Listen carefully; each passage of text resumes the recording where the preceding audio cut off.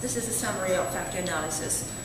Okay, next, I'd like to move on to the concordance analysis of highlighted transcripts. The collected transcripts were first processed through text segmentation. This is because written text in Japanese normally have no spaces between a word and a word. So it's very hard to process their concordance analysis, their Japanese text. So I segmented each sentence into bunsetsu, which is the minimum unit making sense in Japanese. After segmentation, I tagged every highlighted part of collected data. Then I asked 4 Japanese linguists to classify all the highlighted parts into 10 categories. Of these categories, undefinable includes the highlighted parts that are difficult to categorize, and below 6 includes minority parts that less than 6 participants highlighted. First, let us take a quick look at the holistic picture. Table 4 shows the number and percentage of each interviewee's highlighted parts, so which means unnatural parts and non-native-like parts.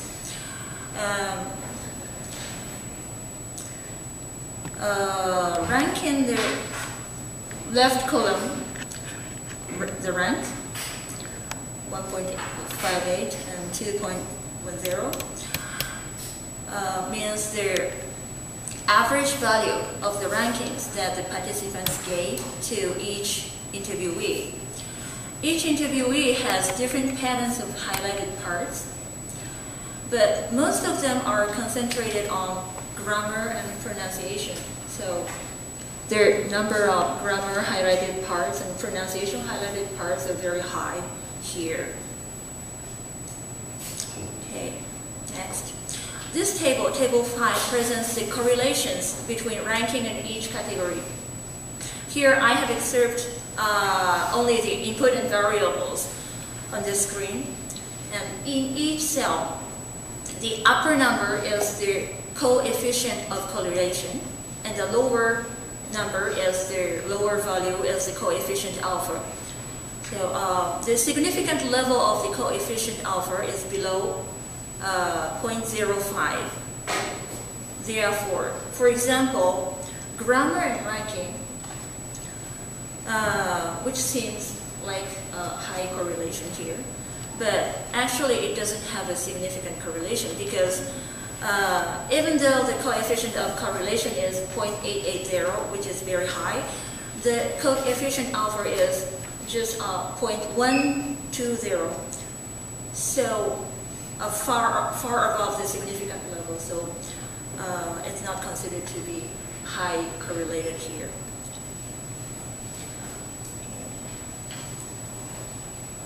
The only 2 significant correlations in this table are these orange parts, rank and total, and grammar and total. The total refers to the total number of highlighted parts. Another correlation that we should notice here is rank and disfluency. This has the coefficient alpha just slightly above 0.05, so it can be said to be almost significant. Finally, the 2 most highlighted categories, grammar and pronunciation, do not have significant correlations with ranking. Okay. Now let me summarize and discuss the results of the highlighted transcripts. First, grammar does not have an immediate relation to the judgment of native-like speech by itself. However, if we consider the high correlations between grammar and between total and ranking, then it can be assumed that too many grammar errors or grammar errors and some other unnatural sources increase the total number of unnatural parts, which may have some influence on the judgment of native-like speech. And disfluency, which has a close relation to the interaction of productional factor in factor analysis, seems to have an influence on the judgment of native-like speech. And finally, pronunciation does not seem to have a relation to the judgment of native-like speech. Then, let me combine the two analyses of online perception and offline perception here.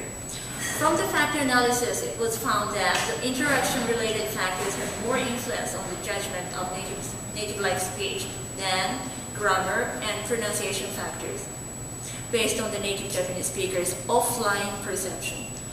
On the other hand, the concordance analysis of their online perception suggested that the number of highlighted parts of grammar and pronunciation is high, but these two categories do not have any significant correlations with ranking, which is their holistic judgment of native-like speech.